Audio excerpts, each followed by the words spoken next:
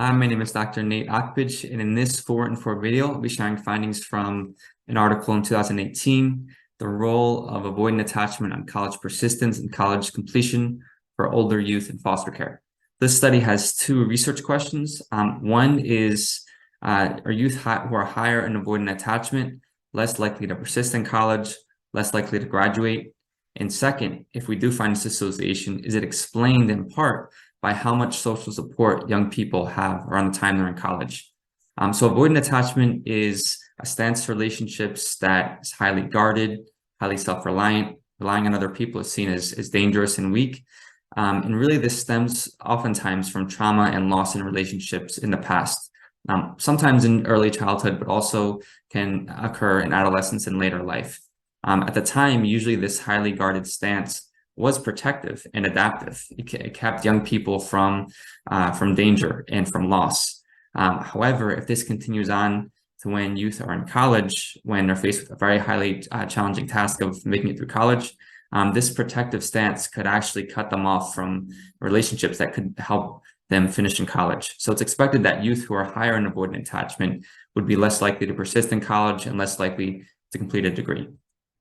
So data from this study comes from young people who were in the Midwest study, about 330 young people in the analysis for persistence and degree completion. We obtained outcomes, college outcomes from the National Student Clearinghouse back in 2015, and participants were about 30 years old at that time. Main outcome, one is, did youth persist in their first 3 semesters of college? This is a measure of persistence. And second, did youth earn a 2-year or 4-year degree? Main predictor is a measure of avoidant attachment that was captured at age 17. And we use logistic regression to control for a whole bunch of other explanations besides avoidant attachment that could have influenced their college outcomes. So what did we find?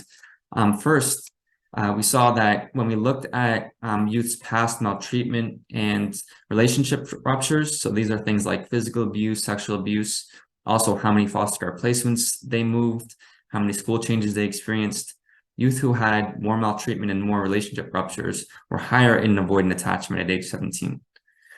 Second, when we look at youth's avoidant attachment level at age 17, we see that later on it decreased their likelihood of persisting in college by about 26% and decreased the odds of completing a college degree by about 33%.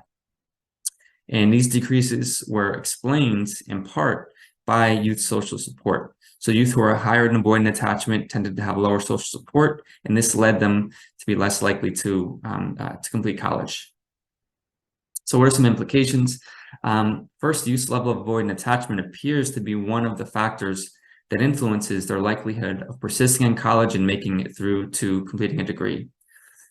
So I mentioned before, high attachment avoidance likely stemmed from past experiences of relational trauma. We saw this in the data.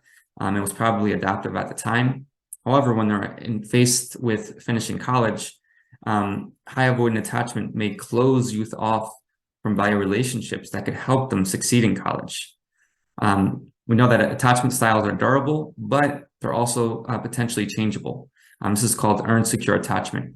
A few ideas for some possible interventions are treating the underlying trauma, normalizing help seeking for youth with care histories in college, but also creating opportunities for youth to develop connections to resourceful adults and also peers who have foster care experience. If you'd like a 1-page summary of this article, or you'd like to request a full copy of this full article, check out my website, nateokpych.com. There are also some other great 4 and 4 videos on that website as well.